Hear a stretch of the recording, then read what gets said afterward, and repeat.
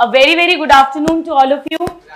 Good afternoon Krishna, Sweety, Dheeraj, Priya, Umesh, everybody. तो आज से अपन एक नई यूनिट शुरू कर रहे हैं. एनसीईआरटी 11 की फर्स्ट यूनिट है ये और उसका पहला चैप्टर है. यानी एनसीईआरटी 11 का फर्स्ट चैप्टर एक बहुत छोटा सा प्यारा सा चैप्टर. एक या दो क्वेश्चंस इसमें से आते हैं. कहाँ से क्वेश्चंस आते हैं वो भी अपन देखेंगे. और एक बहुत छुटकू सा चैप्टर है, 3-4 क्लास के अंदर अंदर तो खत्म भी हो जाएगा. तो हेडिंग डाल लीजिए, the living world. Generally students इस चैप्टर को छोड़ देते हैं, ध्यान नहीं देते हैं. बट जैसा मैंने पहले भी कहा था, नीट में ऐसा हुआ है पहले भी कि plant growth and development for example, पहले cell cycle and cell division के साथ भी ऐसा हुआ था कि बिल्कुल स्टूडेंट छोड़ देते थे और फिर अचानक से उससे बहुत सारे क्वेश्चन आने लग गए. तो हम नहीं जानते, हो सकता है जिस साल आपको नीट देना हो उस साल इसमें से 10 क्वेश्चन आ जाए. तो अपने को तो हर चैप्टर को पूरी ईमानदारी के साथ, फुल सिंसेरिटी के साथ पूरा कंप्लीट पढ़ना है. The living world. अब समझो, इस चैप्टर का नाम है जीवित संसार. सवाल ये उठता है कि लिविंग का मतलब क्या है. ये चैप्टर हमें सबसे पहले ये समझाएगा कि आखिर लिविंग होता क्या है. अभी तक तो हम पढ़ते आ रहे हैं ह्यूमन बॉडी में क्या होता है, पेड़ों में क्या होता है, पर सवाल उठता है लिविंग है क्या. तो पहला प्रश्न इस चैप्टर में जो हमसे पूछा जाता है वो है व्हाट इज लिविंग. लिखिए, what is living. What is living. हम शॉर्ट में एक ट्रिक लिख देते हैं, ग्राम्स. पर ग्राम्स की स्पेलिंग अलग लिखी है मैंने. वैसे तो ग्राम्स ऐसे लिखते हैं, किलोग्राम, ग्राम, पर मैंने इसकी स्पेलिंग ये लिख दी. लिख लो आप भी, ये ट्रिक है, ग्राम्स. भाई देखो, जब भी मुझे पूछना है आपको कि बताओ ये लिविंग है या नहीं, तो क्या आप ग्रोथ से पता कर सकते हो ये ग्रो कर रहा है तो लिविंग है. तो पहला लिखो ग्रोथ, ये हो गया जी. फिर हो गया रिप्रोडक्शन, लिविंग के बच्चे पैदा होते हैं, टेबल कुर्सी के नहीं होंगे, सो रिप्रोडक्शन. फिर हम अपने वातावरण को सेंस कर कर और एक रिस्पॉन्स दे सकते हैं. जैसे किसी ने हमें पिंच करा तो हम एक रिएक्शन देंगे, हट जाएंगे, स्माइल कर देंगे, थप्पड़ मारेंगे, हम एक रिस्पॉन्स देंगे. तो ability to sense environment and mount, यानी give a suitable response, and mount a suitable response. Number 4, metabolism. हमने पढ़ा है कि हमारे बॉडी में लगातार रिएक्शंस, कुछ टूट रहा है कैटाबॉलिज्म या कुछ बन रहा है एनाबॉलिज्म, यानी metabolism. Now see, cell organization. किसी नॉन लिविंग ने सेल सुना है कभी? पूरा cell the unit of life पढ़ चुके हैं. कम से कम एक सेल की बॉडी होनी चाहिए तभी वो लिविंग कंसिडर होती है. इसीलिए वायरस को लिविंग नहीं मानते हैं, लिविंग नॉन लिविंग का कनेक्टिंग लिंक मानते हैं. वायरस अकेला पड़ा हुआ है, बिना सेल का है, वो लिविंग नहीं माना जाता है. देखो, नॉन लिविंग में मॉलिक्यूल्स होते हैं, एटम्स होते हैं, पर सेल नहीं होता. तो सेल ऑर्गेनाइजेशन. नाउ ई से लिखो एमरजेंस. लिखिए एमरजेंस. आप ऐसा लिख लो, इंटरैक्ट एंड इमरजेंस. ये तो हो गया ग्राम्स. अब 7th 8th नंबर पे लिखो एबिलिटी टू सेल्फ रेप्लिकेट. अपनी कॉपी बनाना, जैसे हमारे में डीएनए से डीएनए अपनी कॉपी बनती है. Ability to self replicate. और सेल्फ ऑर्गेनाइज, यानी सेल से टिश्यू बन जाता है, टिश्यू से ऑर्गन, ऑर्गन से ऑर्गन सिस्टम. ये होता है सेल्फ ऑर्गेनाइज का मतलब. ये एनसीईआरटी का पैराग्राफ है जिसे हमने पॉइंट्स में कन्वर्ट कर दिया है. लिखा. अब एक बात समझिएगा, 2 शब्द होते हैं, एक फीचर और एक डिफाइनिंग फीचर, या कैरेक्टर और डिफाइनिंग कैरेक्टर. कैरेक्टर का मतलब होता है जैसे ग्रोथ, वो लिविंग में होती है तो वो लिविंग का कैरेक्टर है या फीचर है. पर डिफाइनिंग फीचर वो तब कहलाएगा जब वो सिर्फ लिविंग में हो, किसी नॉन लिविंग में ना हो, और सारे लिविंग में हो. बताओ मुझे, क्या नॉन लिविंग में ग्रोथ होती है? होती है. एक रेत का टीला और रेत आ गई, वो बड़ा हो गया, ग्रो कर गया. एक छोटा पहाड़ था और मटेरियल पत्थर इकट्ठे होते गए, वो बड़ा हो गया, ग्रोथ हो गई. यानी ग्रोथ लिविंग का कैरेक्टर तो है, पर डिफाइनिंग कैरेक्टर है क्या? All living grow but non living can also grow. आया समझ? लेकिन सेल की बात करें तो सेल लिविंग में होता है, हर लिविंग में होता है, किसी नॉन लिविंग में नहीं होता। तो सेल की प्रेजेंस हमारा डिफाइनिंग कैरेक्टर है। मेटाबॉलिज्म, कुछ टूटना बनना, क्या ये किसी भी नॉन लिविंग में होता है? लिविंग में होता है, हर लिविंग में होता है। बैक्टीरिया से लेके जो सिंगल सेल बॉडी है वहां से लेके ह्यूमन मोस्ट एडवांस सब में होता है। तो मेटाबॉलिज्म डिफाइनिंग कैरेक्टर है। तो सेल डिफाइनिंग कैरेक्टर हो गया, मेटाबॉलिज्म डिफाइनिंग कैरेक्टर हो गया। ग्रोथ डिफाइनिंग कैरेक्टर नहीं है। क्यों नहीं है? क्योंकि ग्रोथ सभी लिविंग में होती है लेकिन नॉन लिविंग में भी होती है। चलो, अब आर से था रिप्रोडक्शन। किसी नॉन लिविंग में रिप्रोडक्शन होता है? किसी में नहीं होता। क्या हर लिविंग में रिप्रोडक्शन होता है? नहीं होता। खच्चर, म्यूल रिप्रोड्यूस नहीं करता। घोड़ी और गधे का क्रॉस है, स्टेराइल होता है। हर बार नया खच्चर बनाना पड़ता है। गधा और घोड़ी का क्रॉस करके खच्चर से खच्चर पैदा नहीं होता। इनफर्टाइल कपल्स, निसंतान दंपत्ति, जिसकी मैं सुपर स्पेशलिस्ट हूं, कई कपल्स हैं, ह्यूमन कपल्स, जिनके बच्चे पैदा नहीं होते हैं, वो रिप्रोडक्शन नहीं कर रहे हैं भले ही वो लिविंग है। हनी बीज, वर्कर हनी बीज, हम पढ़ेंगे जो मधुमक्खियां होती हैं 12th में, एक रानी होती है हर छत्ते में जो एग प्रोड्यूस करती है, मेल्स होते हैं जो स्पर्म बनाते हैं, पर जो बाकी जितनी मधुमक्खियां हैं वो वर्कर हनी बीज हैं जो फूलों का रस लेकर आती हैं, छत्ता बनाती हैं, छत्ता रिपेयर करती हैं, हनी बनाती हैं। वो स्टेराइल होती हैं, वो अंडे प्रोड्यूस नहीं कर सकती। फीमेल होती है पर एग प्रोड्यूस नहीं करती, स्टेराइल होती है। अब बताओ, रिप्रोडक्शन कैरेक्टर ऑफ लिविंग है या नहीं? कैरेक्टर ऑफ लिविंग, अरे कैरेक्टर तो है, डिफाइनिंग कैरेक्टर है। किसी नॉन लिविंग में होता है पर क्या सारे लिविंग में होता है? ग्रोथ भी डिफाइनिंग नहीं है, रिप्रोडक्शन भी डिफाइनिंग नहीं है, पर कारण अलग अलग है। ग्रोथ हर लिविंग में होगा पर नॉन लिविंग में भी होगा। रिप्रोडक्शन नॉन लिविंग में नहीं होगा पर हर लिविंग में भी नहीं होगा। आ रहा है समझ? तो जी हो गया, आर हो गया, एम हो गया और सी हो गया। अब ability to sense environment and give a response, ये किस में होगा? सिर्फ लिविंग में। नॉन लिविंग में ऐसा कभी नहीं होगा कि आप इस टेबल को टल्ला मारो और ये आपको पलट कर एक चाटा दे या मुस्कुरा दे या साइड हट जाए या ध्यान रखे अगली बार आकांक्षा मैम आ रही है वो बहुत गिराती है मुझे, ऐसा कभी नहीं होगा।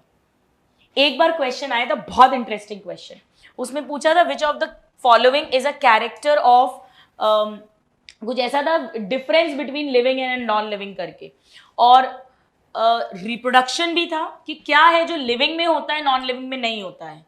रिप्रोडक्शन भी था और ability to sense environment and give response भी था। बोलो आंसर क्या होगा? क्यों? क्यों नॉन लिविंग रिप्रोड्यूस करता है क्या? तो फिर मैं तो ये कह रही हूं, ये क्वेश्चन था कि इनमें से क्या है जो सिर्फ लिविंग में होता है नॉन लिविंग में नहीं होता। सारे लिविंग की बात नहीं कर रही हूं मैं, लिविंग में होता है नॉन लिविंग में नहीं होता। अब बोलो, सारे वारे की बात नहीं कर रही हूं, लिविंग में होता है नॉन लिविंग में नहीं होता है। तो रिप्रोडक्शन होता है मतलब नॉन लिविंग में दोनों, तो फिर आंसर क्या लगाएं? बोथ ऑप्शन था नहीं, उसका आंसर रिप्रोडक्शन था। क्यों? क्योंकि मोबाइल टच स्क्रीन नहीं हो गया, आपने टच किया और उसने रिस्पॉन्स किया, ऐसे करके रिप्रोडक्शन था। एक बार आया हुआ ये क्वेश्चन, ऐसा ट्रिकी क्वेश्चन। ऑफ कोर्स ऐसा क्वेश्चन छोड़ के आना चाहिए क्योंकि एकदम से तो आपका दिमाग ऐसा चल ही नहीं सकता है। अपने लेवल पे तो अपन जानते हैं कि ये दोनों ही लिविंग में मिलते हैं और नॉन लिविंग में नहीं मिलते हैं। चलिए आइए, तो very very important, defining feature क्या है उसकी परिभाषा एक बार लिख लेते हैं। लिखिए, डिफाइनिंग फीचर या कैरेक्टर वो एक ही बात होता है। डिफाइनिंग कैरेक्टर या डिफाइनिंग फीचर, लिखिए। आया सबको ऑनलाइन समझ में? डिफाइनिंग फीचर लिखिए। First point, must be present in all living, her living में मिलना ही मिलना चाहिए और किसी नॉन लिविंग में नहीं मिलना चाहिए। Not be present in any non living, ये दोनों क्राइटेरिया फुलफिल होंगे तो डिफाइनिंग फीचर कहेंगे।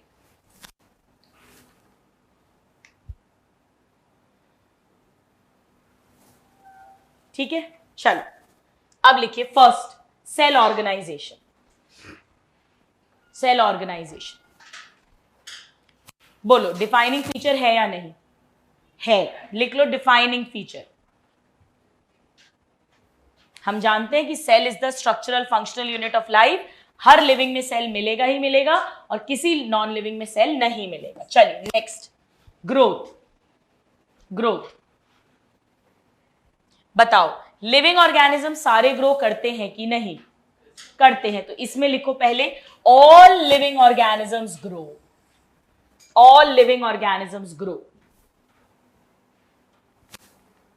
अब बताओ मुझे, पेड़ और जानवरों में से पूरी जिंदगी कौन ग्रो करता है या दोनों ग्रो करते हैं? पूरी जिंदगी।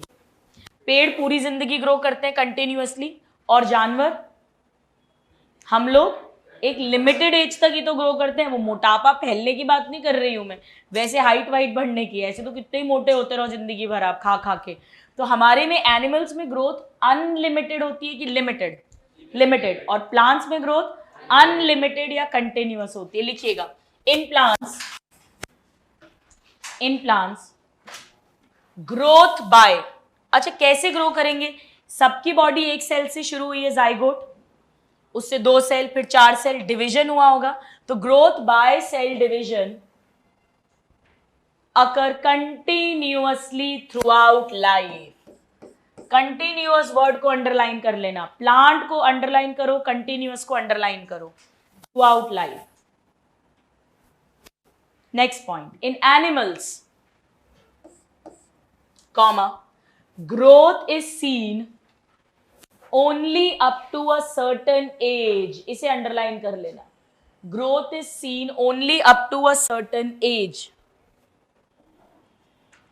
ब्रैकेट में लिखो लिमिटेड ग्रोथ। प्लांट्स में ना अनलिमिटेड ग्रोथ भी लिख लेना ब्रैकेट में, अनलिमिटेड ग्रोथ। 4 वर्ड्स अंडरलाइन करवाए हैं मैंने आपसे, plants, continuously, animals, certain age, और लिमिटेड और अनलिमिटेड। 6 वर्ड्स अंडरलाइन कर लीजिए। मुझे बताओ, अगर एनिमल्स में ग्रोथ एक एज के बाद रुक जाती है तो क्या सेल डिवीजन भी रुक जाता है? क्यों नहीं? तो आप तो कह रहे हो ना ग्रोथ रुक जाती है, तो फिर सेल डिवीजन रुक जाना चाहिए ना। क्यों नहीं रुकती? अभी तो पढ़ा बेटा, तुम जिंदगी भर लंबे होते रहते हो क्या पेड़ की तरह? हद हो गई। फिर जो मरते जाते हैं, जैसे कहीं पे चोट लग गई या कोई सेल मर गया, तो उसके रिप्लेसमेंट के लिए नया सेल।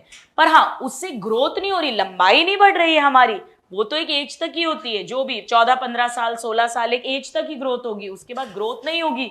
लेकिन सेल डिवीजन होता है पेड़ों में, जो टूटेगा फूटेगा उसके लिए भी सेल डिवीजन होगा, और पूरी जिंदगी लंबाई बढ़ती है, यानी पूरी जिंदगी सेल डिवीजन से ग्रोथ भी होगी। लिखिएगा, हाउएवर, इसी पॉइंट में हाउएवर सेल डिवीजन अकर्स। बिल्कुल सही है, सृष्टि, श्रद्धा, कृष्णा, तीनों के answers. Occurs in certain tissues to replace lost cells, to replace lost cells. अब देखो, एनसीईआरटी की एक बहुत बढ़िया लाइन है कि ग्रोथ का क्या मतलब है। ग्रोथ का मतलब है मास का बढ़ना, ओवरऑल मास बढ़ना, बॉडी का साइज बढ़ना, उसे बोलते हैं ग्रोथ होना। और दूसरा ग्रोथ का एक और मतलब हो सकता है नंबर ऑफ ऑर्गेनिज्म बढ़ना, जैसे पॉपुलेशन ग्रोथ की बात करें तो ज्यादा ऑर्गेनिजम्स का बनना, जैसे रिप्रोडक्शन से होगा। तो इन दोनों को कहते हैं ट्विन कैरेक्टरिस्टिक। 2 कैरेक्टरिस्टिक्स हैं ग्रोथ के।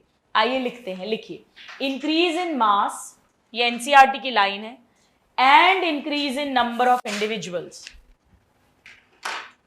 इंक्रीज इन मास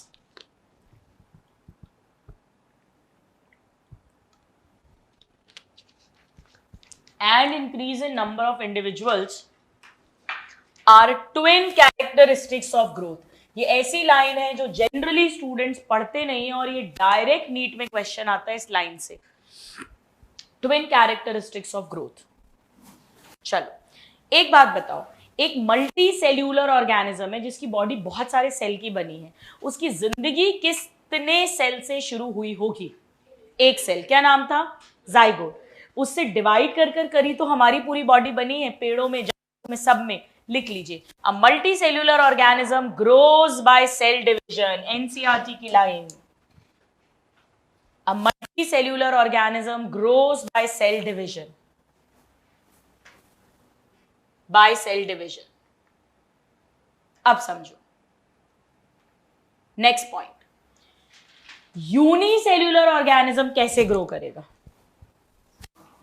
देखो समझो, ये एक, इसकी बॉडी ही एक सेल की बनी है, ये ग्रो कर गया और ग्रो करके डिवाइड कर गया। क्या मैं ये बोल सकती हूं कि यूनिसेल्यूलर के अंदर चाहे सेल डिवीजन कहो चाहे कहो रिप्रोडक्शन हो गया, की बात है, क्योंकि ये तो अगली जनरेशन बन गई। हमारे में मैं ऐसा कह सकती हूं? नहीं, हमारे में सेल डिवीजन तो जीवन भर चल रहा है, मतलब एक एज तक चल रहा है, कुछ टिश्यू में हमेशा चल रहा है लॉस्ट को रिपेयर करने के लिए, 1 से 2, 2 से 4, पर रिप्रोडक्शन एक अलग प्रक्रिया है, जो गैमीट बनेंगे, फर्टिलाइजेशन होगा। पर इनमें तो अगर ग्रोथ हुई है तो अगला स्टेप सेल डिवीजन होगा, और सेल डिवीजन का मतलब ही अगली जनरेशन बन गई, क्योंकि इनकी तो बॉडी एक सेल की है, तो ये तो 2 नए डॉटर सेल या नए डॉटर ऑर्गेनिज्म बन गए। तो यूनिसेल्यूलर में ग्रोथ के बाद जब सेल डिवीजन होगा तो सेल डिवीजन और रिप्रोडक्शन एक ही बात है, पर हमारे में सेल डिवीजन तो होता रहता है और रिप्रोडक्शन एक अलग प्रक्रिया होती है। तो नेक्स्ट पॉइंट लिखिएगा, unicellular organism grows by cell division. ये भी ग्रो करेंगे, grows by cell division.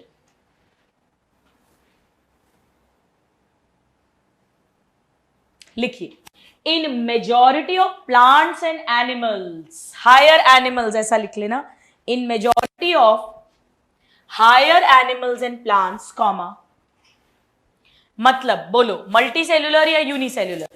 Multi cellular, comma, growth and reproduction are, बोलो आपस में घुले मिले हैं, एक ही हैं या अलग अलग है? अलग अलग। So growth and reproduction are mutually exclusive events, अलग अलग। यूनिसेल्यूलर में मैं क्या कहूंगी, ये दोनों इनक्लूसिव, एक ही बात है, या तो कहो सेल डिवाइड हो गया या कहो रिप्रोडक्शन हो गया, exclusive events. Next point, increase in body, if ऐसा लिखो, इफ इंक्रीज इन बॉडी मास, इसे क्या कहते हैं? बॉडी मास बढ़ रहा है मतलब ग्रोथ हो रही है। Increase in body mass is considered as growth,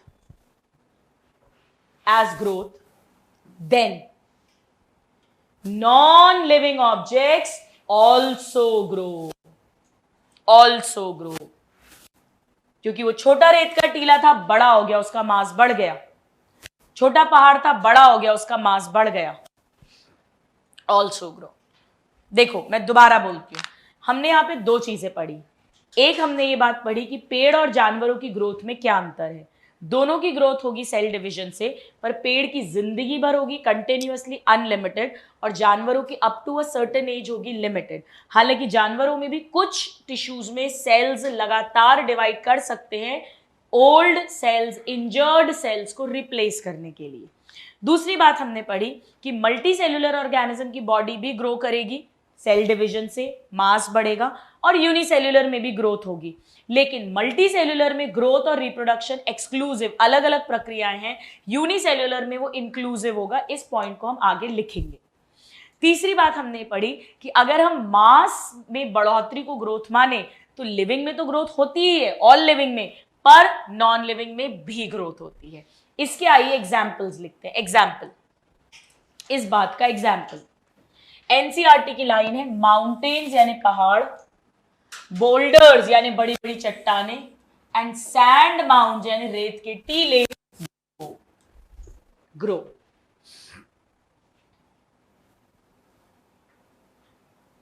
लेकिन एक डिफरेंस है, समझो, हमारी जो ग्रोथ हो रही है, देखो रेत का टीला क्यों ग्रो करा? क्योंकि ये रेत थी, बाहर से और रेत आ गई, ये बड़ा हो गया। पर हमारे में बाहर से चीजें चिपक रही हैं क्या? हमारे में ग्रोथ अंदर से हो रही है, इनमें ग्रोथ बाहर से हो रही है। पहला अंतर लिविंग और नॉन लिविंग में। दूसरा अंतर, हमारी ग्रोथ परमानेंट है कि टेम्पररी? आपकी ग्रोथ टेम्पररी है। आप वजन बढ़ाने से मत जाओ भैया, मोटापे से मत उसे कंपेयर करिए। हमारी ग्रोथ तो जो हो गई, ऐसा होता है कि अभी हाइट ज्यादा थी अब बोना हो गया दोबारा से? हमारी ग्रोथ तो जो हो गई वो हो गई, पेड़ जो लंबा हो गया दोबारा थोड़ी छोटा होता है। लेकिन रेत का टीला छोटा हो सकता है क्या? हो सकता है ना, ये सब उड़ जाएगा तो फिर छोटा हो जाएगा, पहाड़ काट दोगे तो फिर से छोटा हो जाएगा। तो हमारी इररिवर्सिबल है, जो हो गई, आंतरिक है, अंदरूनी है, और उनकी बाहरी है और रिवर्सिबल है। चलिए लिखिएगा, नॉन लिविंग, ऐसा लिखो, growth in non living is by, growth in non-living is by accumulation of material on surface, accumulation of material on surface। Bracket में क्या लिखूं, रिवर्सिबल या इररिवर्सिबल? एग्जाम्पल समझ लो, बेसिक समझ लो, कुछ नहीं रटना पड़ेगा। रेत का टीला, पहाड़, ऊपर से बाहर से मटेरियल आके जमा हो रहा है, हटा दोगे तो फिर छोटा हो जाएगा। Next point, in living, growth is from inside. In living, growth is from inside, यानी irreversible. Growth is from inside, यानी irreversible. चलिए, यानी नोट करके लिखो, ग्रोथ बोलो है डिफाइनिंग फीचर की नहीं है। क्यों नहीं है? क्योंकि दोनों में होता है। सारे लिविंग में होती है क्या? होती है, पर नॉन लिविंग में भी होती है। लिख लीजिए, growth is not defining feature of living.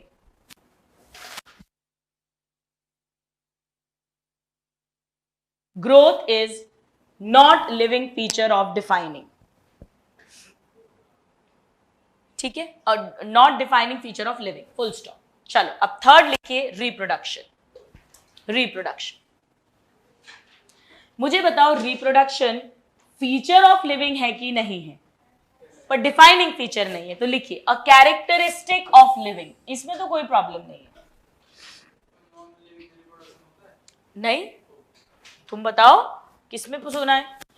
कभी सुना है टेबल चेयर बच्चे हुए हैं, मिठाई खिलाई उसने आके, बोला ये लो हमारे घर में लड़का हुआ है, लड़की हुई है।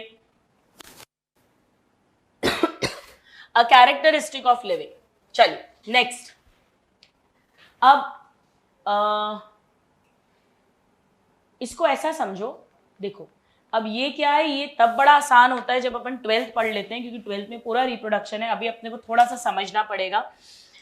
मल्टी सेल्यूलर ऑर्गेनिज्म में अगर मैं रिप्रोडक्शन शब्द बोलूं तो आपको उससे क्या समझ में आता है? मैं बोलूं रिप्रोडक्शन, रिप्रोडक्शन से क्या समझ में आता है? बच्चे पैदा हो रहे हैं उसके, राइट, यानी प्रोडक्शन ऑफ प्रोजेनी। और क्या वो पेरेंट की कार्बन कॉपी है? हायर प्लांट्स में, एनिमल्स में, हम सब सेक्सुअल रिप्रोडक्शन होता है? नहीं, लेकिन हाँ थोड़ी बहुत सिमिलैरिटी तो होंगी। तो इसलिए लिखते हैं मोर और लेस सिमिलर टू पेरेंट। मोर और लेस सिमिलर टू पेरेंट का मतलब ये है कि कुत्ते का बच्चा कुत्ते जैसे ही दिखेगा, बंदर जैसा नहीं दिखेगा। कार्बन कॉपी वाली बात नहीं कर रहे हैं, वो ए सेक्सुअल सेक्सुअल, एक मोटी मोटी बात कर रहे हैं अपन कि रिप्रोडक्शन का क्या मतलब है। कि भाई एनसीईआरटी का पहला चैप्टर है ये, तो यही माना जा रहा है कि आपको कुछ भी नहीं आता, तो बेसिक बता रही है एनसीईआरटी कि रिप्रोडक्शन का मतलब है प्रोजेनी, बच्चों का पैदा होना, जो अपने मम्मी पापा जैसे दिखेंगे, मतलब उनकी कार्बन कॉपी नहीं दिखेंगे, पर कुत्ता है तो कुत्ते जैसा दिखेगा, बंदर का बच्चा है तो बंदर जैसा दिखेगा, बंदर का बच्चा हाथी जैसा नहीं दिखेगा। ये कहना चाह रहे हैं ये। लिखिए, इन मल्टी सेल्यूलर ऑर्गेनिज्म, हाँ बिल्कुल कृष्णा सही लिखा है आपने, reproduction is production of progeny, production of progeny possessing features, उसके फीचर्स, नैन नक्श, features more or less similar to parents, more or less similar to parents। अब देखिएगा, जब भी हम रिप्रोडक्शन बोलते हैं तो आपके दिमाग में ए सेक्सुअल आता है कि सेक्सुअल? मोटा मोटी बात करें सेक्सुअल, पर ए सेक्सुअल रिप्रोडक्शन भी रिप्रोडक्शन है। ए सेक्सुअल रिप्रोडक्शन जैसे binary fission, budding, I am sure junior classes में पढ़ा होगा आपने, एक बैक्टीरिया डिवाइड करके 2 बैक्टीरिया बना रहा है, ये भी तो रिप्रोडक्शन ही है। एक यीस्ट में से वो बड निकल गई और उसने नया यीस्ट बना लिया, ये भी तो रिप्रोडक्शन ही है। तो जब हम कहते हैं तो हमारा मतलब हम सिर्फ सोचते सेक्सुअल रिप्रोडक्शन है कि जाइगोट बन रहा है, बड़ी बड़ी बातें, ये सेक्सुअल रिप्रोडक्शन भी रिप्रोडक्शन के अंदर ही आता है। तो लिखिएगा इंक्लूड्स, ऐसा लिख लेते हैं, includes both sexual and asexual reproduction. इनकी डिटेल्स 12th क्लास के फर्स्ट चैप्टर में पढ़ते हैं। Includes both sexual and asexual reproduction. अब एग्जाम्पल, थोड़े से रिप्रोडक्शन के एग्जाम्पल पढ़ते हैं। अब ये आपने जूनियर क्लासेस में पढ़े होंगे। एग्जाम्पल, यीस्ट एंड हाइड्रा, मालूम है कैसे रिप्रोड्यूस करते हैं? बडिंग से। ऐसा फोटो देखा होगा आपने, 12th में पढ़ेंगे। ये हाइड्रा है, टेंटिकल्स, ऐसे बड निकलती है, ये अलग होके नया हाइड्रा बना देगा। यीस्ट तो होते ही सिंगल सेल का है, ये बड निकलेगी और ये अलग होके नया ऑर्गेनिज्म बना देगी। तो ये आपको अभी लर्न करना है। लिखिए यीस्ट एंड हाइड्रा, डैश करके लिखो बडिंग, बडिंग, बडिंग।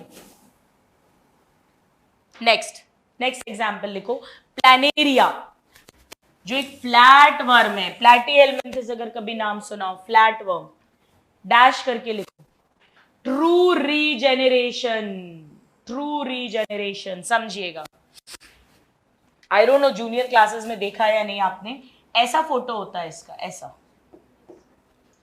इसका कोई भी टुकड़ा टूटेगा तो इससे भी पूरा नया प्लेनेरिया बन जाएगा, इससे भी नया प्लेनेरिया बन जाएगा और इससे भी नया प्लेनेरिया बन सकता है। देखा है क्या ये फोटो था?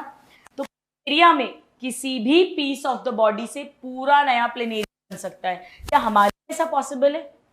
पता है ये क्या है? अगर ये इंसानों में होता तो मेरा ये हाथ कटता और इस हाथ से आकांक्षा मैडम बन जाती पूरी। कितनी मुश्किल है आपकी। अगर ऐसा होता, एक आकांक्षा मैडम तो संभल नहीं रही है आपसे, एक उंगली कटती और इस उंगली से आकांक्षा मैडम नहीं तैयार। ये मतलब क्या है? आकांक्षा मैम तो यहाँ की यहाँ है, यहां से एक नई आकांक्षा मैम निकल रही है, ये एक नई आकांक्षा मैम निकल रही है, छोटी सी, वो कटेगी और फिर बड़ी आकांक्षा मैम बन जाएंगी, फिर वो आपकी भी 12 बजाएगी। और ठीक है, ये बडिंग का मतलब होता है। लिखिए दैट इज ट्रू रीजनरेशन का मतलब लिखो, दैट इज, एनसीईआरटी की लाइन है, that is a fragmented organism, एक ऑर्गेनिज्म जिसके टुकड़े हो गए हैं, fragment, regenerates the lost part of body, the lost part of body and becomes a new organism, becomes a new organism। देखो समझो, ये एक ऑर्गेनिज्म, इसके टुकड़े हुए, इसने अपने, जैसे ये टुकड़े की बात करें, ये लॉस्ट पार्ट है जो अब नहीं है, इसको भी इसने बना लिया और नया ऑर्गेनिज्म बन गया। जैसे छिपकली में ट्रू रीजनरेशन नहीं होता, छिपकली की पूंछ दोबारा बन जाती, पर उस पूंछ से छिपकली नहीं बन सकती। अगर पूंछ से छिपकली बनती तो ट्रू रीजनरेशन कहते। चलो थर्ड एग्जाम्पल लिखते हैं। तो ये पहला हो गया यीस्ट एंड हाइड्रा बडिंग, दूसरा हो गया प्लेनेरिया रीजनरेशन, तीसरा लिखिए फंजाई। फंजाई बिल्कुल किसी, बहुत बढ़िया स्वीटी, सही लिख रहे हो आप। हाइड्रा में रीजनरेशन भी होता है, ये NEET 12th reproduction in organism में एनसीईआरटी की लाइन है, वेरी गुड। चलिए थर्ड लिखो fungi. Fungi reproduce due to asexual spores. मालूम है फंजाई वाले एसेक्सुअल स्पोर को क्या बोलते हैं? कभी नाम सुना है? एक हिंट देती हूं, सी से होते हैं ये, और पढ़ा है आपने जूनियर क्लास में। See. Anybody online? Yes, very good Shraddha, absolutely correct. Conidia लिख लो ब्रैकेट में। अब ये मत बोलना नहीं पढ़ा मैम, झूठ मत बोलना, झूठ बोले कौआ काटे। कोनीडिया। सृष्टि ने भी सही दिया है आंसर। नीट का इसी साल का क्वेश्चन था ये, एनसीईआरटी की लाइन है 12th क्लास की। पेनिसिलियम एक फंजाई है, रिप्रोड्यूस बाय कोनीडिया। चलिए ये सब एसेक्सुअल रिप्रोडक्शन के एग्जांपल्स हैं सारे के सारे। चलो अब नेक्स्ट फोर्थ एग्जांपल लिखो। Fungi comma filamentous algae. Algae अलग होता है, फंजाई अलग होता है। एल्गी प्लांट किंगडम में आता है, क्लोरोप्लास्ट होता है, अपना खाना खुद बनाते हैं। फंजाई हेटेरोट्रॉफिक होते हैं। So fungi, filamentous algae, comma, protonema of mosses, या नहीं पढ़ा होगा, मॉसेस ब्रायोफाइट्स होते हैं। पेड़ों में एल्गी ग्रुप होता है, फिर ब्रायोफाइट, टेरिडोफाइट, जिम्नोस्पर्म, एंजियोस्पर्म, सुने ये नाम? तो ये ब्रायोफाइट है एक तरह के। बाय फ्रैगमेंटेशन, इन सब में टुकड़ा टूटेगा और उससे नया ऑर्गेनिज्म बनेगा। वही रीजेनरेशन और फ्रैगमेंटेशन ऑलमोस्ट सेम होता है। अब समझो, ये सारे मल्टी सेल्यूलर है। इनमें जैसे यीस्ट सिंगल सेल्ड होता है, वरना सारे मल्टी सेल्यूलर है। तो मल्टी सेल्यूलर में ग्रोथ कैसे हो रही है? सेल डिवाइड कर करके ग्रो करवा रहे हैं, और रिप्रोडक्शन जब होना है तो एक अलग प्रोसेस होगा, एक्सक्लूसिव। पर यूनिसेल्यूलर में जैसे ही ग्रोथ हुई, सेल डिवाइड हुआ, या तो कहो सेल डिवाइड हुआ या कहो रिप्रोडक्शन हुआ। तो नेक्स्ट पॉइंट लिखिएगा, in unicellular organisms like, unicellular organisms like, unicellular क्या क्या होते हैं? तो बैक्टीरिया, मोनेरा किंगडम होता है। कुछ एल्गी भी यूनिसेल्यूलर होते हैं। यूनिसेल्यूलर एल्गी सुना है किसी यूनिसेल्यूलर एल्गी का नाम? सी से होता है, एनीबडी? थोड़ी और हिंट दे देती हूं, CH, एनीबडी ऑनलाइन? नहीं प्रिया, साइनोबैक्टीरिया तो बैक्टीरिया में ही आता है।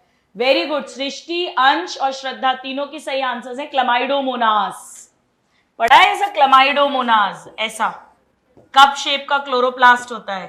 एल्गी होता है, एक ही सेल की बॉडी होती है, कोई बात नहीं, यूनिसेल्यूलर एल्गी। और अमीबा, अमीबा भी प्रोटिस्टा किंगडम में आता है। अमीबा ऐसे ऐसे बनाते हैं ना, एक ही सेल की बॉडी होती है, ये सब सिंगल सेल्ड है। Comma, reproduction is synonymous with growth, पर्यायवाची हैं, synonymous with growth, that is increase in number of cell. Cell का नंबर बढ़ा यानी रिप्रोडक्शन हो गया, अगली जनरेशन बन गई, क्योंकि एक सेल की ही बॉडी होती है एक ऑर्गेनिज्म की। या कह दो कि ग्रोथ हो गई, सेल डिवीजन हो गया। ब्रैकेट में लिख लो, म्यूचुअली इंक्लूसिव इवेंट्स।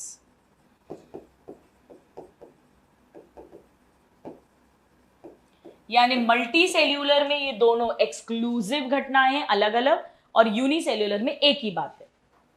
ठीक है, आ रहा है सबको समझ?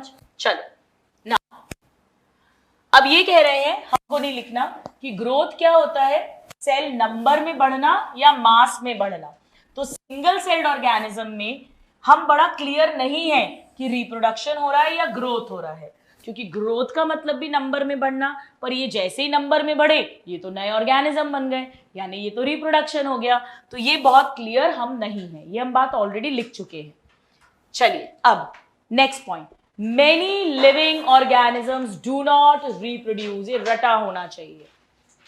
यानी एक बात तो हमें समझ आ गई, नॉन लिविंग में तो रिप्रोडक्शन नहीं होता है, बट कुछ लिविंग में भी नहीं होता। Many living organisms do not reproduce. पहला लिखो म्यूल्स यानी खच्चर, दूसरा लिखिए इनफर्टाइल ह्यूमन कपल्स, ऐसे दंपत्ति, निसंतान दंपत्ति जिनके बच्चे नहीं होते हैं। और तीसरा स्टाइल वर्कर बीज, हनी बीज।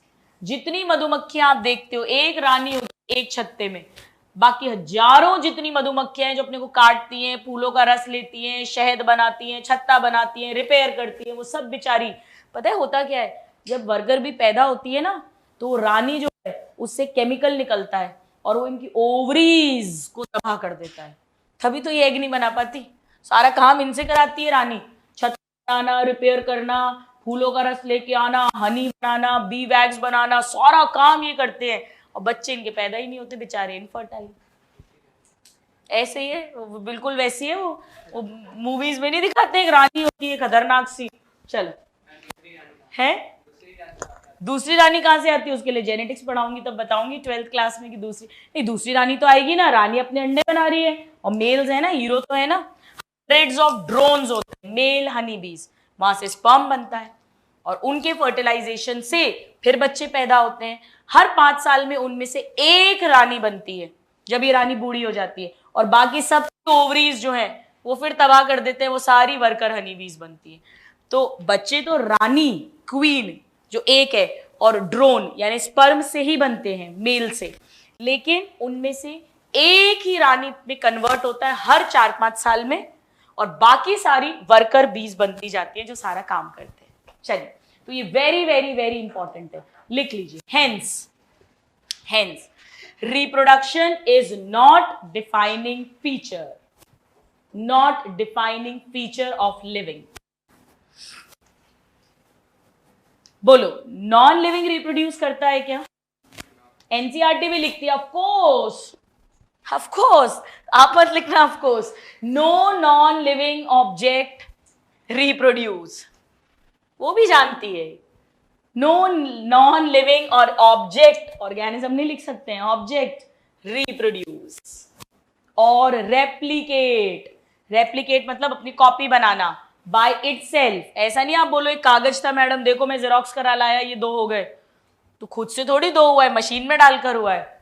So non living organism object do not reproduce और रेप्लिकेट बाय इटसेल्फ। पढ़ेंगे डिटेल श्रद्धा पर। चलिए, 3 हो गए, जिसमें से सेल फीचर है डिफाइनिंग, और ग्रोथ और रिप्रोडक्शन फीचर है पर डिफाइनिंग फीचर नहीं है। क्यों नहीं है वो हमने पढ़ लिया। 4th लिखिए मेटाबॉलिज्म। चलो, हम सबकी बॉडी केमिकल्स की बनी है, हमने पढ़ा है। लगातार केमिकल बन रहे हैं या टूट रहे हैं, इन सारी रिएक्शंस को मिला के मेटाबॉलिज्म बोलते हैं। हर लिविंग में होती ही होती है, किसी नॉन लिविंग में नहीं होती है। लिखिए, all living organisms are made up of chemicals. All living organisms are made up of chemicals. Next point. या ऐसा करो, comma, which are constantly made, या तो नए नए बन रहे हैं, और changed into some other biomolecule. Changed into some other biomolecule. कहानी की तरह है ये चैप्टर। मतलब अमीनो एसिड है तो जुड़ के प्रोटीन बना रहे होंगे, प्रोटीन है तो टूट के अमीनो एसिड बना रहा होगा, ये मतलब है। Next point, these conversions are chemical reactions. भाई टूट रहा है तो कैटाबॉलिज्म, बन रहा है तो anabolism. So these reactions are, या these conversions are chemical reactions और मेटाबॉलिक रिएक्शंस। बताओ हमारी बॉडी में कितनी मेटाबॉलिक रिएक्शन होंगी? 1-2 या बहुत सारी? बहुत सारी, हजारों। लिखिए, thousands of metabolic reactions occur in सारे लिविंग में या कुछ लिविंग में? अभी तो बताया, हर लिविंग में, in all living organisms. Even bacteria में भी कुछ ना कुछ टूट रहा है, बन रहा है। प्रोटीन टूट के अमीनो एसिड बना रहे हैं, अमीनो एसिड जुड़ के प्रोटीन बना रहे हैं। अब आप बायोमोलिक्यूल पढ़ चुके हैं। मोनोसेक्राइड जुड़ के पॉलीसेक्राइड बना रहे हैं, पॉलीसेक्राइड टूट के डाइसेक्राइड मोनोसेक्राइड बना रहे हैं। बताओ ये सब रिएक्शंस एक साथ चलती रहती हैं या एक बार में एक ही रिएक्शन होती है? सब चलता रहता है साइमल्टेनियसली। लिखिए, हर शब्द इंपॉर्टेंट है, साइमल्टेनियसली। चलिए, अब किसी नॉन लिविंग में मेटाबॉलिज्म होता है? नहीं। लिखिए, no non living object exhibit metabolism. Exhibit का मतलब मालूम है? शो। एग्जिबिट शब्द एग्जिबिशन से आया है, जैसे एग्जिबिशन प्रदर्शनी लगाते हैं, प्रदर्शित करना, शो करना। No non living object exhibit metabolism. मुझे ये बताओ, मान लो एक रिएक्शन है, H2O + CO2 H2CO3 बनाता है। ये हमारी बॉडी में होती है, हमने पढ़ा है। कौन सा एंजाइम लगता है? Carbonic anhydrase. कहां मिलता है? ह्यूमंस में। ब्रीदिंग चैप्टर में पढ़ाया है, एनसीईआरटी की लाइन है, आरबीसी के अंदर। और लिटिल अमाउंट में प्लाज्मा में भी होता है, अपन ने पढ़ा था, एनसीईआरटी की लाइन है, वेरी बैड अगर याद नहीं आया है। अब मान लो ये रिएक्शन क्या मैं बॉडी के बाहर, सेल के बाहर लैब में करवा सकती हूँ? करवा सकती हूँ, बिल्कुल। लैब में अगर मैं करवाऊंगी तो वो सेल फ्री सिस्टम कहलाएगा। सेल के बाहर मैं इसे शो कर सकती हूँ, करके दिखा सकती हूँ, बिल्कुल। लिखिए, metabolic reactions can be demonstrated, बहुत इंपॉर्टेंट लाइन समझा रही हूं।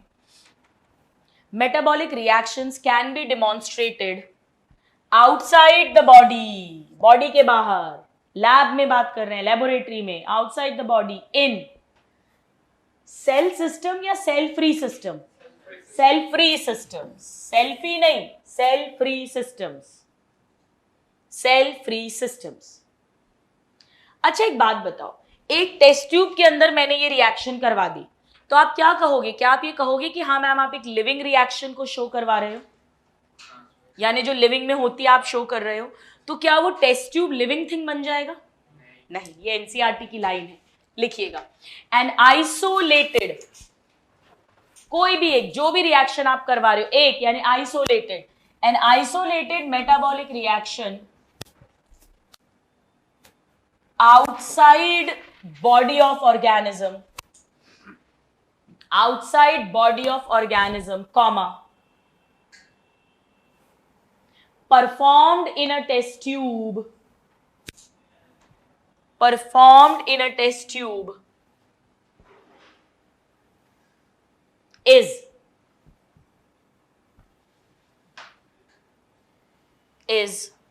surely a living reaction, but are not living things. हम उसे लिविंग थिंग नहीं बोल सकते, हम ये नहीं बोल सकते वो टेस्ट ट्यूब जिंदा हो गया है, वो टेस्ट ट्यूब जीवित है। हम ये कह सकते हैं कि हम बॉडी की लिविंग की रिएक्शन को बाहर डेमोन्स्ट्रेट कर रहे हैं। एनसीईआरटी ऐसा लिखती है, isolated metabolic reactions in vitro, bracket में लिख लो, आउटसाइड बॉडी जहां लिखा है इन विट्रो, बॉडी के बाहर कुछ करते हैं उसे इन विट्रो बोलते हैं, बॉडी के अंदर कुछ करते हैं उसे इन विवो बोलते हैं। So they are not living things but surely living reactions. Next point, तो क्या मैं मेटाबॉलिज्म को डिफाइनिंग फीचर बोल सकती हूं? डिफाइनिंग फीचर है या नहीं? किसी नॉन लिविंग में नहीं है, हर नॉन लिविंग में है। लिखिए, metabolism is a defining feature of all living organisms, defining feature of all living organisms. इसका कोई अपवाद है कि नहीं है? तभी तो डिफाइनिंग फीचर है, विदाउट एक्सेप्शन, विदाउट एक्सेप्शन, कोई अपवाद नहीं है। किसी नॉन लिविंग में नहीं होगा, जैसे ग्रोथ हो रही थी और सब नॉन लिविंग में होगा, ऐसा नहीं रिप्रोडक्शन जो कुछ कुछ में नहीं भी हो रहा था, कोई अपवाद नहीं है, हर लिविंग में होगा, किसी नॉन लिविंग में नहीं होगा। चलिए फिफ्थ लिखिए, fifth, ability to sense surrounding और एनवायरमेंट, लिख लो, एबिलिटी टू सेंस सराउंडिंग्स और environment and respond to these environmental stimuli. Stimulus मतलब समझते हो, किसी ने पिंच किया, कोई आवाज आई, ये जो स्टिमुलस है इसे हम सेंस करेंगे और रिस्पॉन्ड करेंगे। क्या इसे जागरूक होना कहते हैं?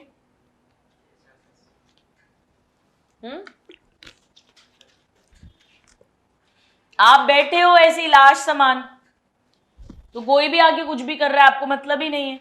अगर आप जागरूक हो तो आप तुरंत रिएक्शन दोगे। तो इसे क्या बोलते हैं? जागरूक होना, यानी कॉन्शियस होना, यानी इसी प्रॉपर्टी को क्या कहेंगे? कॉन्शियसनेस। बोलते ना तुम कॉन्शियस हो भी कि नहीं? कॉन्शियसनेस। किसी की शर्ट फटी है, ध्यान ही नहीं है, बोलते तुम कॉन्शियस ही नहीं हो, तुम्हारा ध्यान ही नहीं है। ध्यान होगा तो रिस्पॉन्ड करोगे। चलो अब मुझे बताओ, मैंने अभी तक आपको सेल बताया, क्या सेल बाहर से दिखता है? प्रॉपर्टी दिखती है क्या बाहर से देखने पे बॉडी में? नहीं। मैंने ग्रोथ बताया, क्या हमारी ग्रोथ होते हुए अंदर से दिख रही है? बाहर इफेक्ट शो हो रहा है पर अंदर से दिख रहा है क्या ग्रो करते हुए? नहीं। रिप्रोडक्शन में वो बच्चा पैदा होगा वो दिखेगा, प्रेगनेंसी होगी वो दिखेगी, पर अंदर के इवेंट्स दिखते हैं क्या? गैमीट बनना, फर्टिलाइजेशन होना? नहीं। अंदर जो रिएक्शन हो रही है मेटाबॉलिज्म, क्या वो दिखती है? नहीं। पर किसी को स्टिमुलस मिला और उसने रिस्पॉन्स दिया, ये दिखता है कि नहीं दिखता? दिखता है। यानी इन पांचों में से मोस्ट ऑब्वियस फीचर कौन सा है जो देखा जा सकता है? यही फिफ्थ वाला। और इसके लिए नर्वस सिस्टम पूरा इन्वॉल्व होगा, पूरा न्यूरॉन्स का जाल इन्वॉल्व होगा। अपन ने पढ़ा है ये नर्वस सिस्टम का काम है। यानी टेक्निकली मोस्ट कॉम्प्लिकेटेड भी इन पांचों में से कौन सा होगा? यही पांच वाला। चलिए लिखिएगा, एनसीईआरटी की लाइन है, most obvious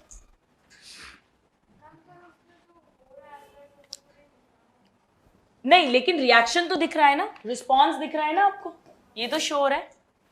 most obvious and technically complicated feature, technically complicated feature of, क्या लिखें? ऑल की सम, ऑल लिविंग ऑर्गेनिज्म।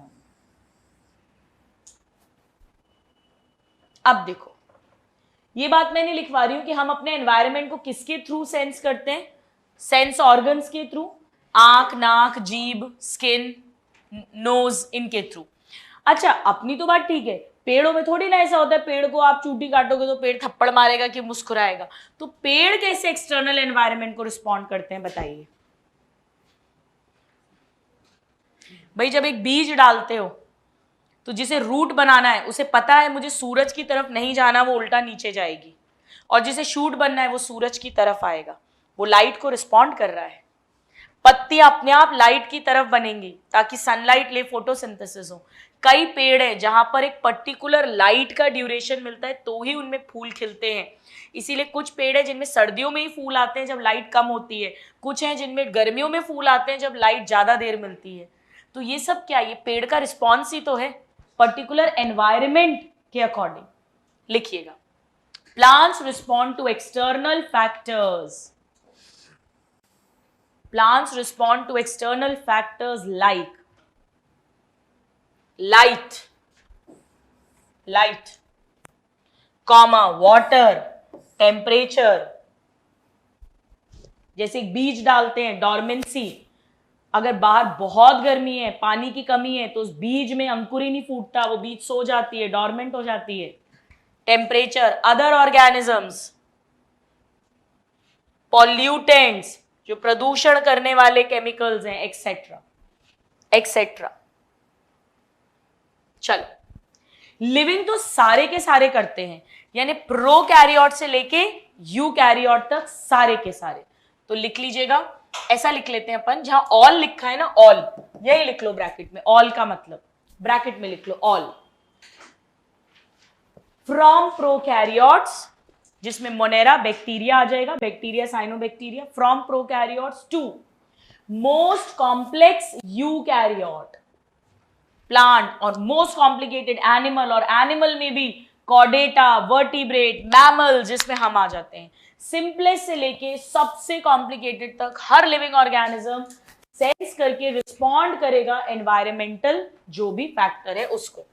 अब फोटो पीरियड लिखिए, photo period, photo period affects reproduction. Photo period का मतलब बहुत इजी है, फोटो मतलब लाइट, पीरियड मतलब ड्यूरेशन, कितनी देर लाइट मिल रही है। Photo period affects reproduction in seasonal breeders. मैं समझाती हूं, comma, both plants and animals, समझिएगा। देखो, मैंने अभी आपको बताया कि कुछ पेड़ हैं जिनके फूल सिर्फ गर्मी में आते हैं, कुछ पेड़ हैं जिनके फूल सिर्फ सर्दी में आते हैं, क्योंकि वो अलग अलग लाइट ड्यूरेशन को रिस्पॉन्ड करते हैं। क्या वो पेड़ कंटिन्यूअस ब्रीडर है? क्या वो पूरे साल फूल देगा? देखो, जब फूल आएगा तभी फल और बीज बनता है आगे, क्योंकि flower is the reproductive structure. तो वो सीजनल ब्रीडर है, पर्टिकुलर सीजन में ही फूल फल आएंगे या हमेशा आएंगे? सीजनल ब्रीडर है। इसी तरह एनिमल्स में भी सीजनल ब्रीडर्स होते हैं। सीजनल ब्रीडर जैसे कई चिड़ियाएं हैं, वो पर्टिकुलर सीजन में ही अंडा देती है, पूरे साल अंडा नहीं देती। बताइए, ह्यूमंस जो हैं, हम सीजनल ब्रीडर हैं कि कंटिन्यूअस ब्रीडर हैं? हम कंटिन्यूअस है। कभी ऐसा सुना है कि कोई इंसानों की कॉलोनी है, वहां पे सिर्फ नवंबर दिसंबर में ही बच्चे पैदा होते हैं, तो नवंबर दिसंबर में खूब मिठाइयां बट रही हैं, बोले हमारे घर लड़का हुआ है, हमारे घर लड़की हुई है, और बाकी टाइम पे बच्चे ही पैदा नहीं होते। हम पूरे साल बच्चे पैदा कर सकते हैं, पर बर्ड्स जो होते हैं वो पर्टिकुलर सीजन में ही ब्रीड करते हैं। तो चाहे पेड़ हो चाहे जानवर हो, दोनों ही लाइट के ड्यूरेशन को यानी एक्सटर्नल एनवायरनमेंट को सेंस कर रहे हैं और रिप्रोडक्शन को लेकर एक रिस्पॉन्स भी दे रहे हैं, कब रिस्पॉन्ड करना है कब नहीं करना है। Next point, all organisms handle chemicals entering their bodies. समझिएगा भाई, केमिकल भी तो बाहर से जा रहा है, तो केमिकल भी तो एनवायरमेंटल स्टिमुलाई हो गया। उस केमिकल की बात नहीं कर रहे हैं जो बॉडी में अंदर टूट रहा है या बन रहा है, वो तो मेटाबॉलिज्म हो गया। अगर हमने बाहर से कोई दवाई ली, इंजेक्शन लिया, केमिकल लिया, उसको भी तो हमारी बॉडी रिस्पॉन्स करती है, वो भी तो इसी में आएगा, हम हैंडल कर सकते हैं, राइट? ये इसका मतलब है। दैट मीन्स, लिखो, that is all organisms are aware of their surrounding. एक बैक्टीरिया, एक सेल का आपको दिखता है ऐसा है, लेकिन वो भी गर्मी सर्दी सबको रिस्पॉन्ड करता है, अवेयर है, जागरूक है अपने वातावरण के लिए। अंश, आपका क्वेश्चन अभी थोड़ी देर में आंसर करती हूं।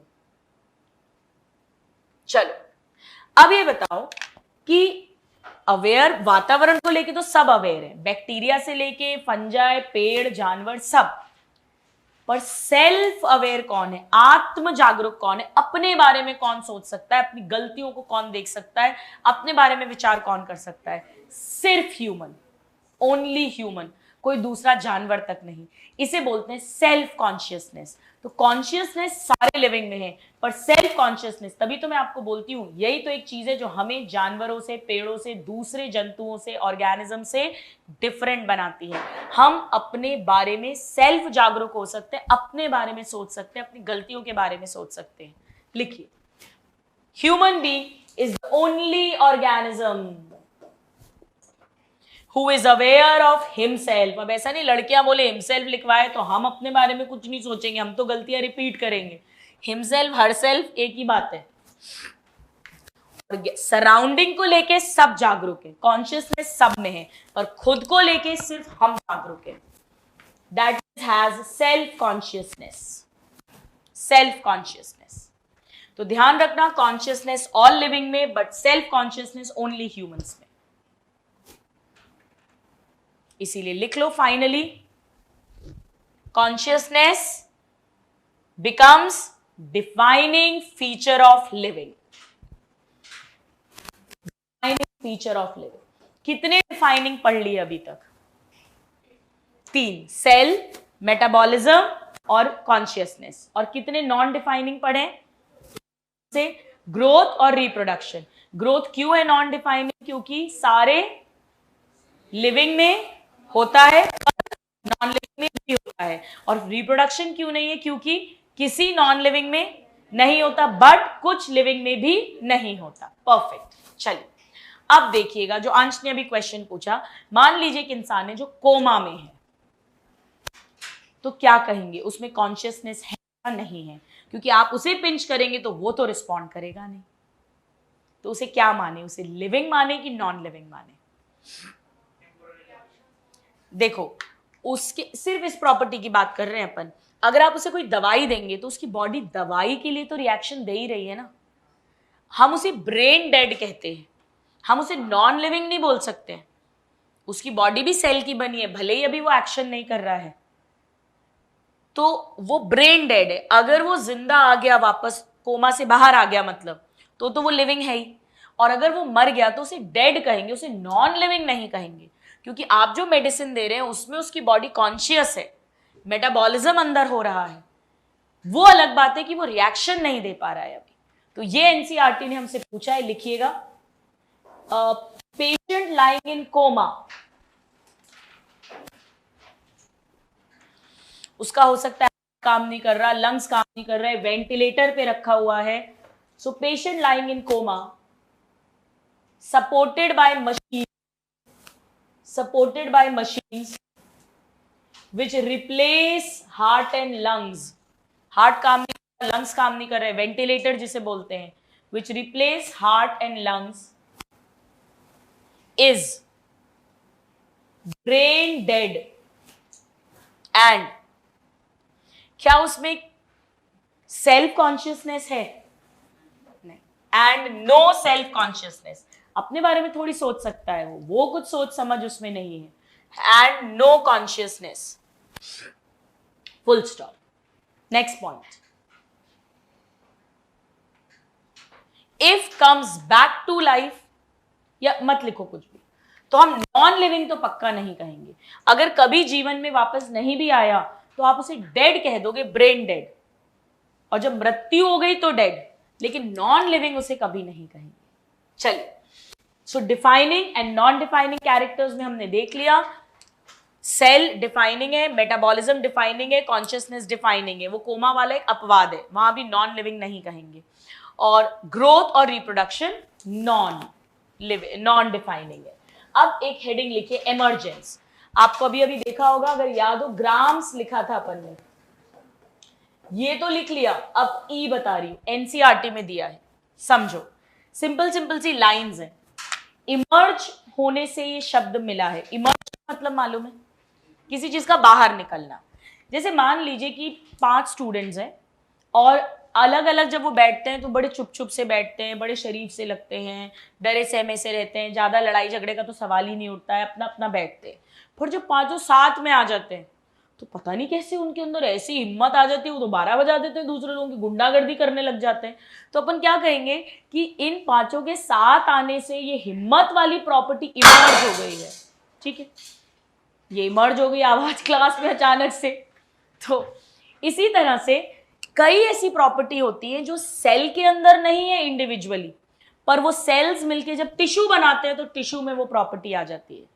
ऐसी कई प्रॉपर्टी है जो पर्टिकुलर टिश्यू में नहीं है, पर 3-4 तरह के टिश्यू मिलके एक ऑर्गन बनाते हैं तो उसमें वो प्रॉपर्टी उभर कर आ जाती है.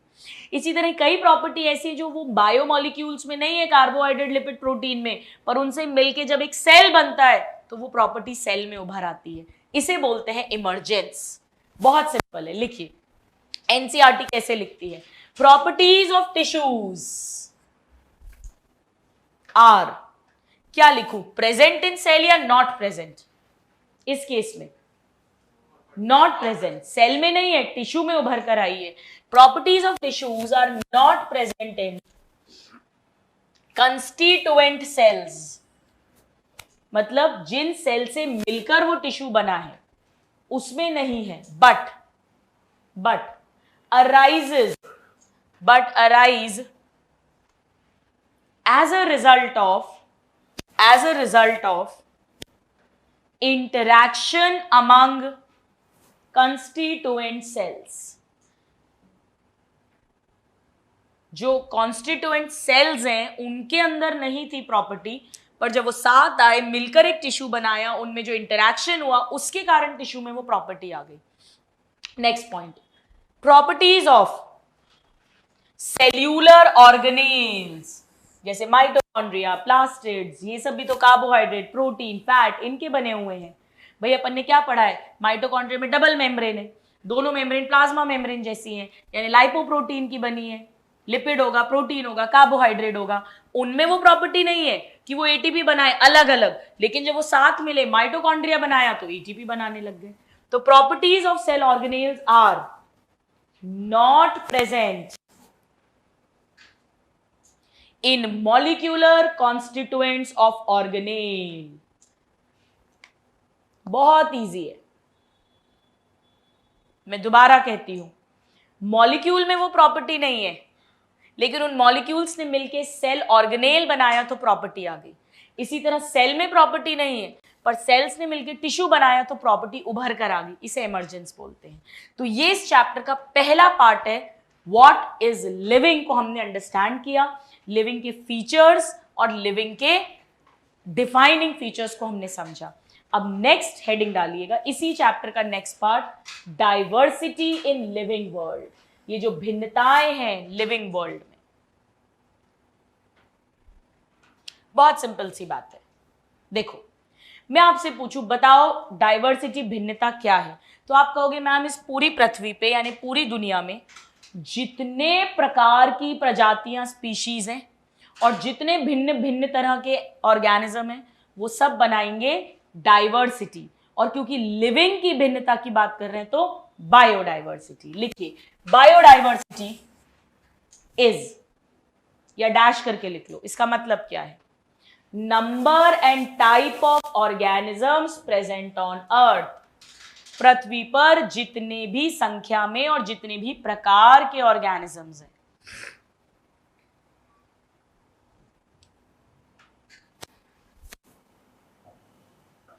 अभी तक मालूम है एस्टिमेट क्या है? ऐसा कहते हैं 7 मिलियन स्पीशीज हैं, यानी 70 लाख स्पीशीज। 1 मिलियन में 10 लाख होता है, तो 7 मिलियन ऐसा एस्टिमेटेड है, जिनमें से मात्र 22% खोजी गई हैं। 78% तो अभी तक साइंटिस्ट डिस्कवर ही नहीं कर पाए हैं। ये एक एस्टिमेट है, 12th क्लास में पढ़ेंगे। रॉबर्ट मे नाम के एक साइंटिस्ट ने दिया है, एनसीईआरटी की लाइंस है पर 12th क्लास से पढ़ेंगे। चलो, number of species known and described। अब देखो समझो, मैंने अभी कहा टोटल कितनी है एस्टिमेटेड 7 मिलियन, और मैंने आपसे कहा खोजी कितनी गई है 22%। अगर मैं 25% मान लूं तो 7 मिलियन का आधा कितना होता? 50%, 3.5। और 25% मतलब उसका आधा कितना होता है? 3.5 का आधा 1.75। पर ये 22% है, यानी थोड़ा और कम, यानी एवरेज हो गया 1.7 से 1.8 मिलियन। लिख लीजिए, ये याद करना है आपको अभी डेटा, 1.7 से 1.8 मिलियन इतनी अभी तक खोजी जा चुकी है। अब पेड़ ज्यादा होंगे कि जानवर? क्यों? याद करने का तरीका, कोई पेड़ बोल रहा है, कोई जानवर बोल रहा है। देखो याद करने का तरीका, इस कमरे में जानवर ज्यादा है कि पेड़? जानवर, हम सब जानवर ही तो एनिमल किंगडम में ही तो आते हैं, तो एनिमल ज्यादा होते हैं, पहला तरीका। दूसरा तरीका ऐसे याद कर लो कि जानवर पे तो जब शिकारी आता है तो भाग सकता है रक्षा करने को, तो बच जाएगा। पेड़ तो बेचारा शिकारी आएगा तो बच नहीं पाएगा, तो पेड़ कम है। तो कैसे भी याद रखो, आप ऐसे याद कर सकते हो, मेरी क्लास में जानवर ज्यादा पेड़ कम। पेड़ तो एक भी नहीं है इस क्लास के अंदर, वेरी बैड, तो एक भी पेड़ नहीं है, तो पेड़ कम जानवर ज्यादा, इसीलिए जानवर ज्यादा होते हैं। 70% जानवर है, 30% में पेड़ वेड़ आते हैं, पेड़ फंजाई वो सब आते हैं। तो लिखिएगा 1.25 मिलियन एनिमल्स, इस 1.7 में से 1.25 मिलियन एनिमल्स हैं जो अभी तक खोजे गए हैं, और बचे हुए 0.55, देखो ये 558, 1.8 हो जाएगा टोटल करोगे तो, प्लांट्स। अब एनिमल्स में सबसे ज्यादा कौन होते हैं? इंसेक्ट्स, आर्थ्रोपोडा फाइलम में आते हैं। लिखिए, मोस्ट डाइवर्स, सबसे ज्यादा इंसेक्ट। ऐसा कहते हैं 7 आउट ऑफ 10 एनिमल, हर 10 जानवर में से 7 इंसेक्ट है। 70% इंसेक्ट्स है। इंसेक्ट्स में कॉकरोच, मॉस्किटो यानी मच्छर, फ्लाइज यानी मक्खियां, बटरफ्लाई, टिड्डा, ये सब कुछ आ जाता है। अब पेड़ों में सबसे बड़ा ग्रुप है एंजियोस्पर्म्स का। पेड़ों में algae, bryophyte, pteridophyte, gymnosperm, angiosperms आते हैं। ये एंजियोस्पर्म्स है। एंजियोस्पर्म्स मतलब जिनमें फूल लगते हैं। भाई याद रखना बड़ा आसान है, अपने आसपास जब घर में देखो, अपन घर में देखते हैं तो पेड़ ज्यादा कि जानवर ज्यादा? जानवर, तो जानवर, ठीक है, सब जानवर ही तो है अपन। अब जानवरों में भी सबसे ज्यादा कौन से दिखते हैं? कीड़े, तो इंसेक्ट्स। और पेड़ों में सबसे ज्यादा फूल वाले पेड़ ही तो दिखते हैं। सारे आसपास इमेजिन कर लो आप, रोज हो गया, गुआवा हो गया, मैंगो हो गया, गेहूं, चावल, सब में क्या है? सब में फूल ही तो आते हैं, तो सब फूल वाले पेड़ दिखते हैं, यानी एंजियोस्पर्म्स, फ्लावरिंग प्लांट्स। चलिए, अब नेक्स्ट लिखिएगा क्लासिफिकेशन। अब ये पता चल गया बहुत सारे हैं, अब उनका वर्गीकरण करना पड़ेगा। क्लासिफिकेशन, देखो क्लासिफिकेशन का क्या मतलब होता है? क्लासिफिकेशन का सिंपल सा मतलब होता है किसी भी चीज को डिफरेंट क्लासेस में डिवाइड करना, लेकिन क्या उसके लिए कुछ सिमिलैरिटीज पहले निकालनी पड़ेंगी। जैसे आपका, जैसे अपन ने E2s में क्लासेस बनाई, तो 11th आप जैसे गार्ड के पास आए, आपने बोला भैया मेरे को कहाँ बैठना है, मेरी कौन सी क्लास है, तो पूछेंगे पहले भैया 11th में हो, 12th में हो कि ड्रॉपर हो।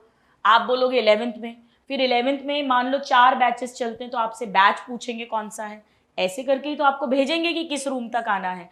जैसे फॉर एग्जाम्पल अपन बाजार गए, बाजार से अपन खूब सारी शॉपिंग कर लिया, अपन बिग बाजार गए, रिलायंस में गए, वहां से अपन ने घर में किचन का सामान भी ले लिया, स्टेशनरी भी ले ली, अपन ने कुछ बाथरूम का सामान भी ले लिया, ब्रश भी ले लिया, टूथपेस्ट भी ले लिया, जूते भी खरीद लिए, टीवी भी खरीद लाए, सब खरीद लाए। तो घर में लाके सब एक साथ थोड़ी ड्राइंग रूम में डाल देते हैं अपन उसको वर्गीकृत करते हैं। किचन का सामान किचन में पहुंचाते हैं, बेडरूम का सामान वहां पहुंचा देंगे, वॉशरूम का सामान वहां पहुंचा देंगे, स्टेशनरी जहां रखते हो वहां पहुंचा देंगे। क्यों? क्योंकि किचन का सामान स्टेशनरी के सामान से अलग है और किचन का सारा सामान सेम है, वो सब खाने पीने में काम आ रहा है। तो सिमिलैरिटी और डिससिमिलैरिटी के बीच में उसके आधार पे अपन चीजों को क्लासिफाई करते हैं। ऐसे अपन ग्रुप्स बनाएंगे। भाई 1.8 मिलियन को थोड़ी ना पढ़ सकते हो एक को, तो ग्रुप्स बना दिए। अच्छा, तुम खाना नहीं बनाते हो, तुम में ऑर्गन भी नहीं बन रहे, तुम फंजाई बन जाओ, फंजाई में डाल दिया। तुम खाना बना लेते हो, तुम्हारी सेल वॉल भी है, फोटोसिंथेसिस कर लेते हो, भले ही तुम एल्गी हो, ब्रायोफाइट हो, टेरिडोफाइट हो, फूल आते हो नहीं आते हो, तुम प्लांट किंगडम में गए। ऐसे करके ग्रुपिंग्स होती है, इसे ही क्लासिफिकेशन कहते हैं। लिखिएगा, प्रोसेस बाय विच एनीथिंग, ये एक जनरल बात है, anything is grouped into convenient categories बना देंगे। कन्वीनियंट कैटेगरीज जैसे स्कूल में बना देते थे, red house, yellow house, blue house. 11th class, 11th A, 11th B, 11th C। Convenient categories based on some easily observable characters. कुछ तो similarity ढूंढोगे, उस आधार पे ग्रुपिंग करोगे। ऐसा थोड़ी ना हम तो E2s के स्टूडेंट है, तो कोई स्टूडेंट कहीं भी बैठ रहा है, 11th का बच्चा 12th में पहुंच गया, 12th का बच्चा ड्रॉपर बैच में पहुंच गया, कुछ समझ में नहीं आएगा। सम इजीली ऑब्जर्वेबल कैरेक्टर्स। चलिए अब लिखिएगा, ऐसा समझो, लिविंग ऑर्गेनिज्म को जिस ग्रुप्स में क्लासिफाई करते हैं, उस एक एक ग्रुप को टैक्सॉन कहते हैं और इसकी स्टडी को टैक्सोनॉमी, यानी क्लासिफिकेशन की जो साइंस है उसे टैक्सोनॉमी बोलते हैं। तो लिखिएगा, all living organisms are classified into different taxa। Taxon plural होता है, सिंगुलर होता है, टैक्सा प्लूरल होता है, full stop. This process of classification, ये जो वर्गीकरण का प्रोसेस है या साइंस है, the process of classification is called taxonomy. Next point bracket में लिख लो, ये टर्म किसने दिया है, शब्द APD कैंडोल। आप कैंडोल भी याद करोगे तो चलेगा। ये बहुत इंपॉर्टेंट नहीं है, अब जो लिख पाऊंगी वो बहुत इंपॉर्टेंट है। फादर ऑफ टैक्सोनॉमी, ये बहुत इंपॉर्टेंट है। फादर ऑफ टैक्सोनॉमी लिखो, कैरोलस लीनियस। इनका पूरा नाम है कार्ल वॉन लिन।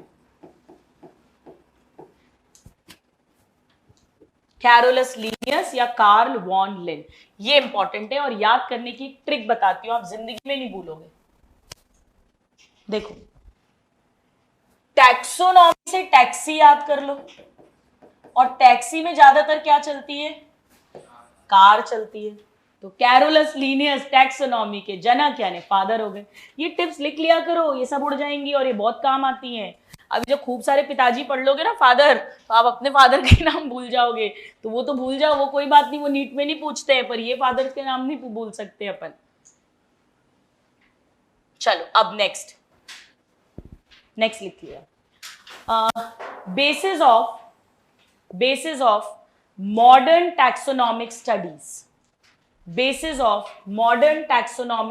अभी समझाती हूं। पहले जमाने में क्या था, एक्चुअली बहुत सिंपल कैरेक्टर के बेसिस पर क्लासिफिकेशन करते थे। मैं आपको पढ़ाऊंगी अगले चैप्टर में, प्लांट किंगडम बायोलॉजिकल क्लासिफिकेशन में समझाऊंगी। पहले कैसे किया था कि पहला क्लासिफिकेशन हुआ था, एरिस्टोटल ने दिया था, बताऊंगी, फादर ऑफ बायोलॉजी है, उनकी भी ट्रिक बताऊंगी याद करने की। तो उन्होंने कैसे बोला कि भाई अगर चल सकते हैं तो जानवर हो गए, सेल वॉल भी नहीं है, जानवर हो गए, और चल नहीं सकते हैं। और पहले तो उन्होंने तो लोकोमोशन भी नहीं लिया था, उन्होंने तो सेल वॉल लिया था कि सेल वॉल है तो पेड़ में डाल दिया प्लांट किंगडम, सेल वॉल नहीं है तो एनिमल किंगडम। भाई इस हिसाब से तो फंजाई में भी सेल वॉल है, प्लांट में भी सेल वॉल है, बैक्टीरिया में भी सेल वॉल है, पर प्लांट अपना खाना खुद बनाता है, फंजाई अपना खाना खुद नहीं बना सकता, तो एक ग्रुप में कैसे डाल सकते हो? तो ऐसे करके बड़ा सिंपल सिंपल से क्लासिफिकेशन थे, बड़े सिंपल आधार पे। फिर उन्होंने कहा अच्छा पेड़ों में तुम बहुत छोटे हो तो हर्ब हो गया पौधा, थोड़े बड़े हो तो झाड़ियां श्रब हो गए, और ऊंचे ऊंचे हो तो ट्री हो गए। ऐसा थोड़ी ना होता है भाई। फ्लावरिंग प्लांट पौधा गुलाब का होता है, लेकिन वो फ्लावरिंग प्लांट है, वो तो एंजियोस्पर्म है, आप उसको सिंपल हर्ब में डाल रहे हो। ऐसी जानवरों में दो कैटेगरी बना दी, लाल खून है तो इनाइमा, लाल खून नहीं है तो इनाइमा। भाई लाल खून तो केचुए का भी होता है, अर्थवर्म जो एनेलिडा है बहुत पिछड़ा हुआ, उसको इंसान वर्टिब्रेट के साथ डाल दिया। तो ये बड़े सिंपल सा क्लासिफिकेशन था। बाद में मॉडर्न क्लासिफिकेशन किए गए, मॉडर्न टैक्सोनॉमिक स्टडीज। उन्होंने साइंटिस्ट ने बोला ऐसे काम नहीं चलेगा बस एक कैरेक्टर दिखाई जो दे रहा है, नहीं अपने को पूरा स्टडी करना पड़ेगा। लिखिएगा एक्सटर्नल एंड इंटरनल स्ट्रक्चर, पूरा सारे फीचर्स देखो।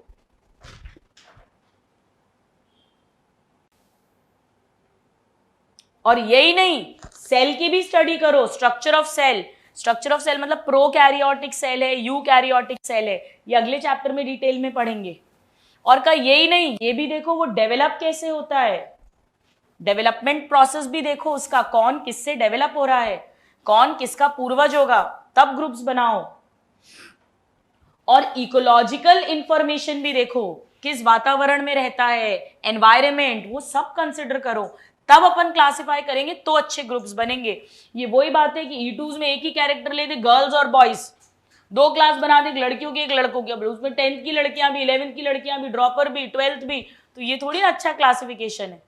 तो अपन जितने ज्यादा डिटेल्ड क्लासिफिकेशन करेंगे, जितने अच्छे ज्यादा कैरेक्टर लेंगे, उतना शानदार क्लासिफिकेशन होता है। ठीक है, अब घर में ऐसे थोड़ी कर सकते, खाने की चीज किचन में डाल दो, ना खाने की चीज सारी एक कमरे में डाल दो। अरे ना खाने की चीज में भी तो स्टेशनरी हो सकता है, बाथरूम का सामान हो सकता है, बहुत सारी चीजें हो सकती है, झाड़ू पोछा हो सकता है, बहुत कुछ हो सकता है। तो जितना डिटेल करोगे उतना शानदार क्लासिफिकेशन होता है। अब इसके क्या स्टेप्स होते हैं, इसे कैसे करते हैं, सिर्फ उसको आज अपन और पढ़ेंगे। तो लिखिए processes, processes basic to taxonomy, यानी प्रोसेसेस ऑफ टैक्सोनॉमी। बहुत आसान है प्रोसेसेस। देखो मान लो आपको एक पौधा मिला, आपको इसका क्लासिफिकेशन करना है, ग्रुप में डालना है। आप क्या करोगे, पहले तो इसके सारे कैरेक्टर लिख लोगे तो दिख रहे हैं, एक्सटर्नल, इंटरनल, सेल कैसे, कितना पता कर सकते हो वो सारे लिख लोगे। कैरेक्टर्स लिखते बोलते हैं कैरेक्टराइजेशन। लिखिए पहला स्टेप, ये स्टेप्स पे क्वेश्चन आता है फ्लो चार्ट के रूप में। कैरेक्टराइजेशन डैश करके लिख लो, listing of all characters of living, जितने पता कर सकते हो सारे पता करके कॉपी पे लिख लो। Listing of all characters of living, इसी में लिखो ओल्ड, पुरानी टैक्सोनॉमी में खाली दिखाई देने वाले मॉर्फोलॉजिकल लेते थे, पर मॉडर्न में अपन ने पढ़े बहुत सारे मॉर्फोलॉजिकल, इंटरनल, डेवलपमेंट प्रोसेस, वो सब कुछ लेते हैं। ओल्ड में मॉर्फोलॉजिकल तरीका था, which is not very good.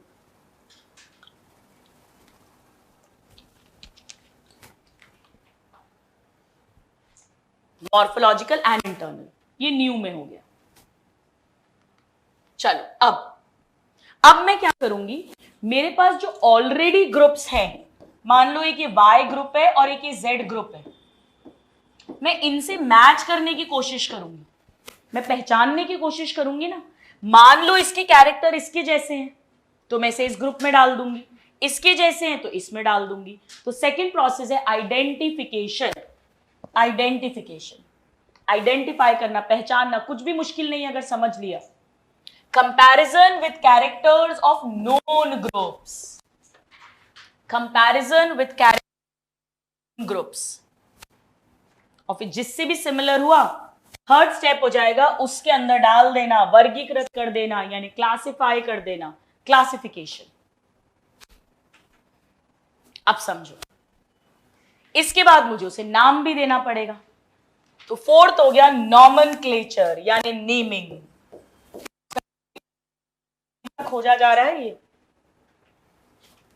अब समझो, सपोज करो मैंने कैरेक्टराइजेशन किया, आइडेंटिफिकेशन करने की कोशिश की, लेकिन ये ना वाई ग्रुप के जैसा है ना जेड ग्रुप के जैसा, तो फिर मुझे एक नया ग्रुप बनाना पड़ेगा इसका।